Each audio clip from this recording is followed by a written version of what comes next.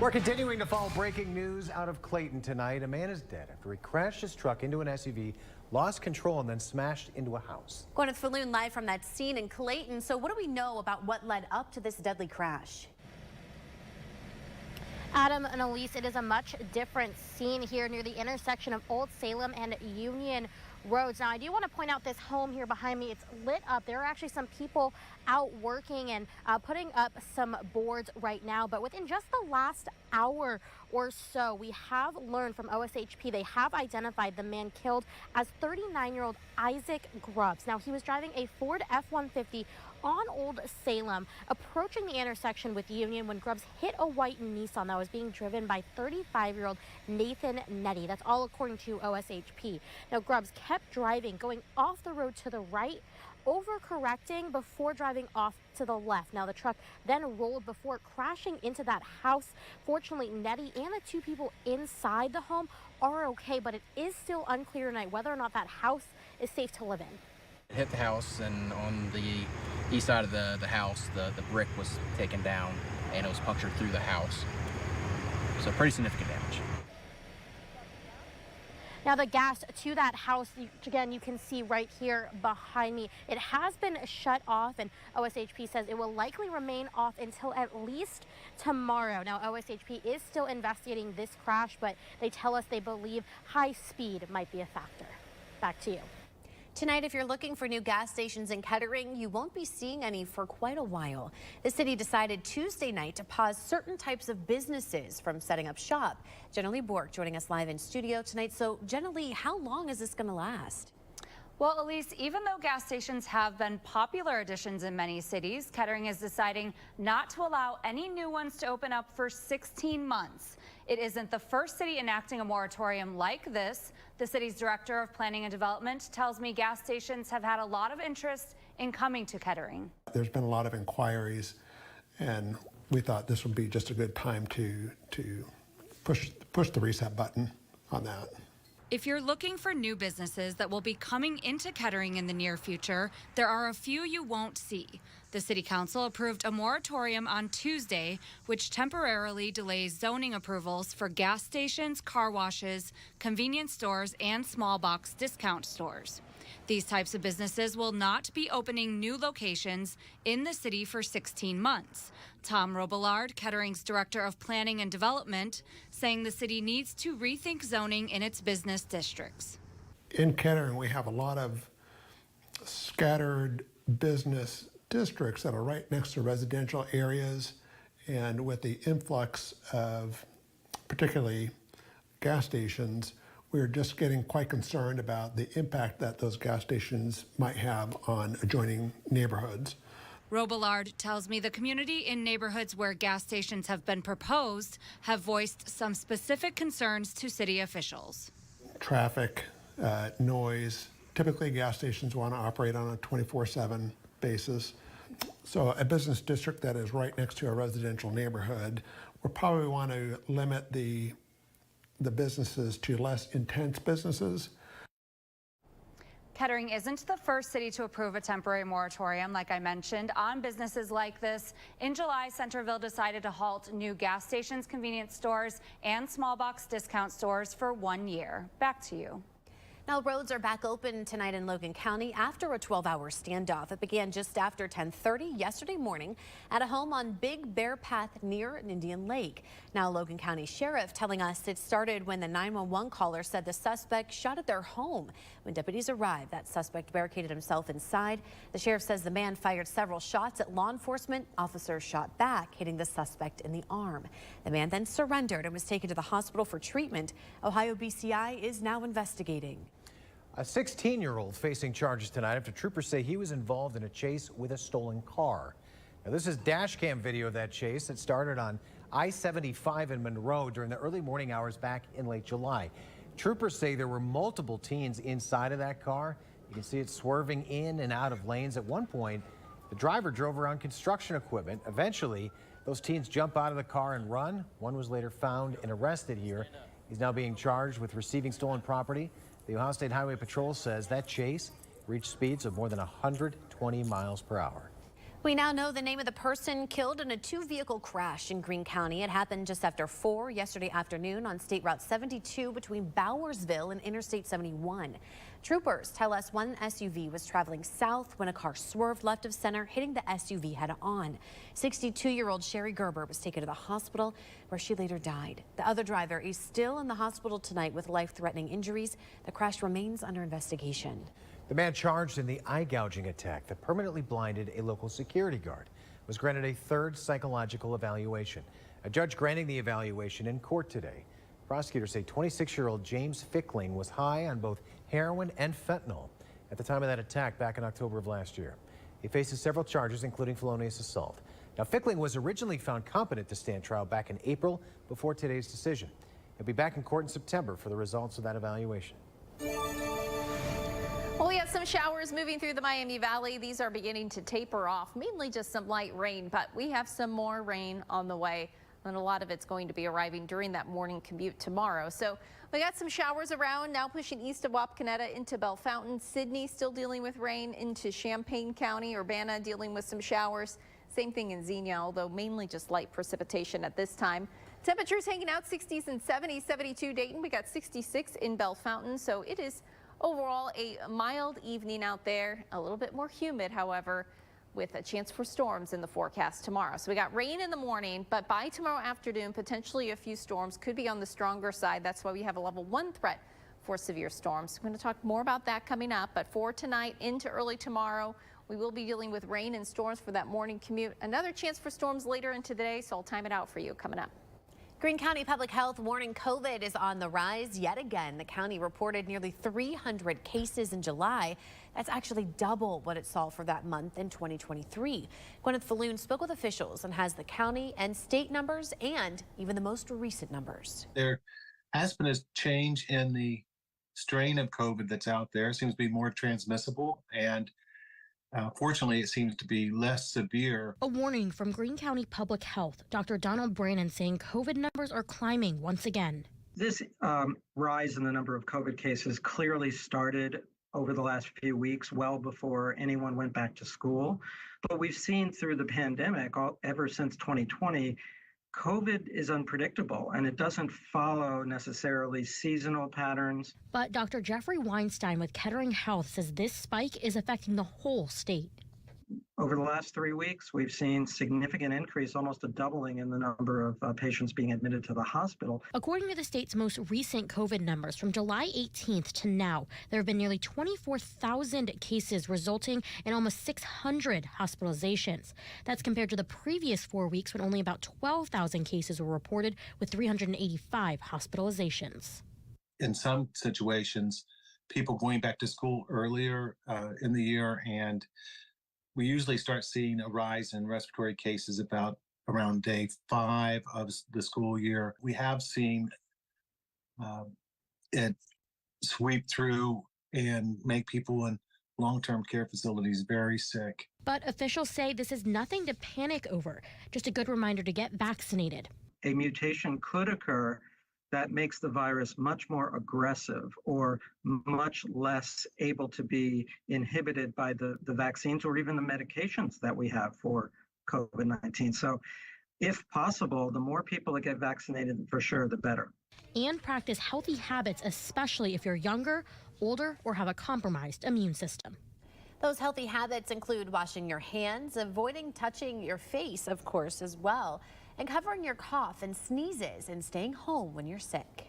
Law enforcement agencies all over Montgomery County, they're promoting traffic safety, primarily cracking down on those who drive under the influence. Eli Burgett spoke to the county sheriff's office this afternoon, tells us what all is happening in our area. Well, the Montgomery County Sheriff's Office is working with the Ohio State Patrol and police departments from the surrounding area to reduce traffic-related crimes. How are they doing this? By implementing sobriety checkpoints all throughout the county, establishing a joint traffic enforcement detail, and displaying how they are taking part in the National Drive Sober or Get Pulled Over campaign. We don't want to have to go knock on that door and tell somebody that their family member is not coming home because of an impaired driver. And, you know, it happens. Quite often, more often than any of us would like, in Montgomery County, across the state of Ohio, and across the nation. On August 16th, the Montgomery County Sheriff's Office, as well as many other agencies, will begin taking part in the National Drive Sober or Get Pulled Over campaign. During that time, these agencies will set up sobriety checkpoints throughout Montgomery County to further prevent driving under the influence. In addition, these agencies have formed a joint traffic enforcement detail along Interstate 75 and State Route 48 in hopes of reducing traffic-related crimes and promoting collaboration between departments. The National Drive Sober or Get Pulled Over campaign begins tomorrow, August 16th, and will run all the way through September 2nd. Back to you. And as many kids head back to class this week, Dayton police now reminding everyone to be mindful. Many students ride the bus, their bikes, and even walk to school, which requires some to cross some busy roads. Sergeant Gordon Cairns is asking everyone to drive with caution. We just want to remind everyone out there that you really just need to be patient. Put a little extra time in your day. It's kind of think of it as a high volume vacation style weekend, because there's going to be children that don't know where the school bus is. There's going to be school buses that are still kind of working out their routes. And people are not going to also be used to those flashing school zone signs. Sergeant Cairns added the department is using cameras in the area to enforce those zones as well. President Biden sharing results tonight on the first price cuts on common Medicare drugs. How much money he says it will save Medicare recipients. Next. Plus, I'm tracking more rain as well as some storms in the forecast for our Friday that's coming up. Here's a live look from our Eco-Polar Sky Cam. You're watching Dayton 24/7 now. The Sports Desk is sponsored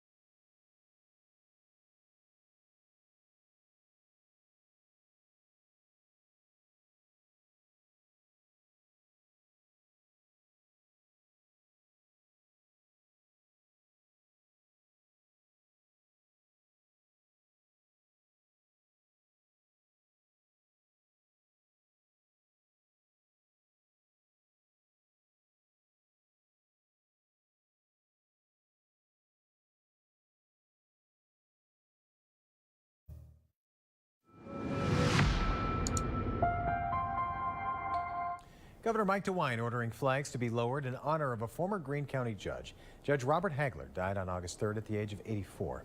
He served as assistant prosecutor, juvenile probate and common pleas court judge for the county. And DeWine ordered all flags to be lowered on all public buildings and grounds through Saturday on the day of his funeral. New improvements are now coming for bus routes in western Montgomery County. In fact, RTA announcing they're adding a route that will connect communities all the way from Trotwood down to Miami Township. So starting on September 8th, the West Community Connector will provide access to 12 routes and 3 transit centers. RTA says this will create better access to grocery stores, medical facilities, and businesses. This is the second community connector following one in northern Montgomery County back in January of 2023. Additional connectors are also planned.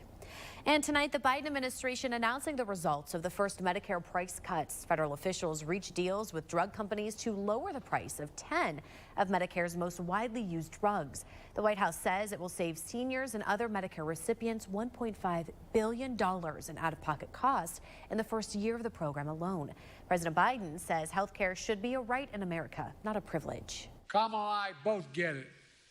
We know it isn't just about health care. It's about your dignity. No, it's about your dignity. It's about peace of mind. It's about security. It's about taking care of your family. Now, the White House says the new prices will take effect at the start of 2026. All right, let's give you a live look from our Eco Plumber Skycam over downtown Dayton tonight. Pleasant evening as you step outside, but we do have a little bit of rain coming through. We got some showers pushing through. Our first round making its way off to the east. Still have some light rain lingering, but most of that now east of our area, and we'll continue to monitor for some light showers overnight, followed by some heavier rain in the morning. So we have this low pressure system frontal boundary that will be making its way in. First, we got this warm front to lift its way through, and then several rounds of precipitation in the forecast as we head into these next couple of days. For tomorrow, mainly tomorrow afternoon, evening, we will be monitoring for the potential for a strong to severe storm. So we do have a level 1 threat for severe storm, mainly for the late afternoon into the evening hours of tomorrow. It's a conditional risk, so we have rain in the morning. Are we going to get enough clearing, and are we going to have enough forcing for those storms to really begin to develop? So that's something we'll have to monitor late into the day. Our primary concern would be damaging wind gusts, maybe some small hail. Tornado risk is non-zero, but it is very, very low. Overall, we're not anticipating widespread severe weather, but just have a way to get those weather alerts later into the day tomorrow. But for tomorrow morning, dealing with some showers, rain pushing through. This is about 9 a.m. A lot of that making its way off to the east, but really morning commute, bus stop time, we will be dealing with that rain, so keep that in mind. That rain gear will be coming in handy. By around lunchtime, a little break in the rain, back up into the 80s, but then we'll be dealing with another chance for some storms late into the late evening hours. This is about 11 p.m., but I'm thinking anytime between 6 to midnight, we could see some more storms developing, and that would pose our greatest risk for some strong to severe storms. So we'll be watching that. Still some scattered storms for our day on Saturday, not a complete washout of a day. Can't rule out a stronger storm or two. And then those rain chances really begin to taper off by Sunday, and eventually some cooler air slides in. Rainfall totals, now keep in mind we will be seeing localized heavier totals, but maybe 1/4 of an inch to 1/2 an inch of rainfall with some higher totals across the region, with our next several days showing 80s next couple of days, but we got 80s, lower 80s I should say, starting off next week, as well as lower humidity returning, which will be a nice change from this weekend. Students across the Miami Valley, they're headed back to school with a new tool available at their disposal. How some schools are preparing to keep track of AI use in the classroom next. You're watching Dayton 24/7 now. Take Dayton 24/7 Now News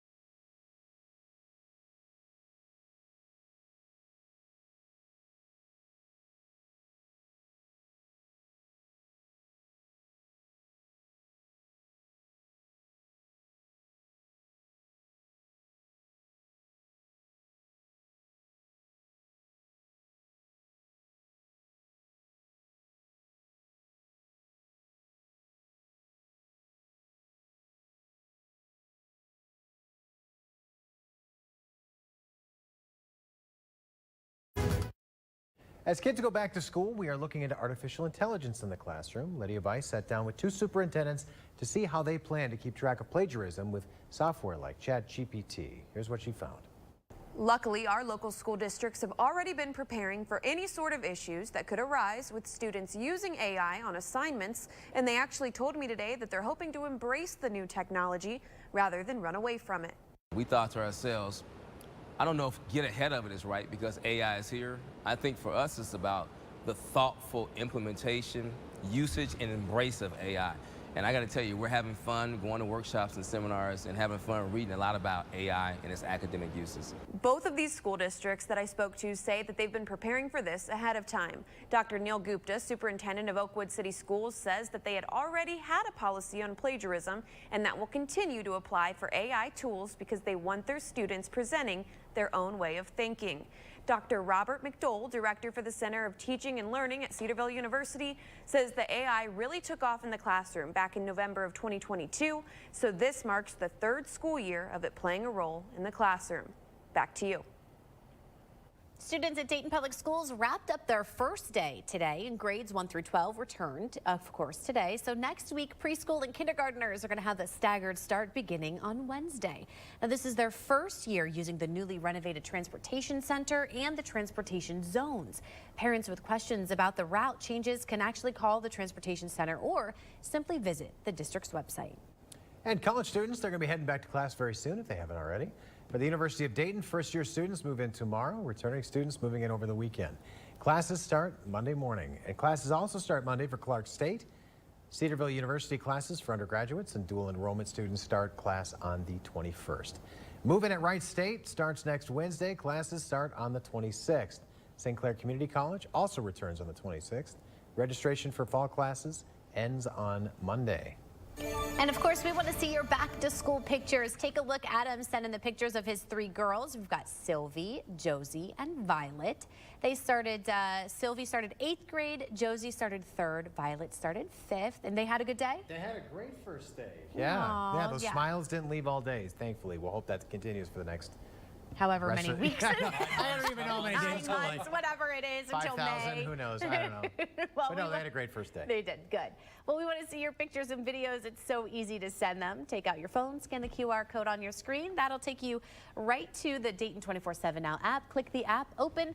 Once it's open, click on Explore, then chime in, and of course, we'll share your photos here on air. And the Dayton Dragons going for a 2nd straight year at Fort Wayne, after taking the W on Wednesday. Plus, I catch up with Chaminade Julienne graduate Molly Bruggeman and her experience in the Olympics. You're watching Dayton 24/7 Now.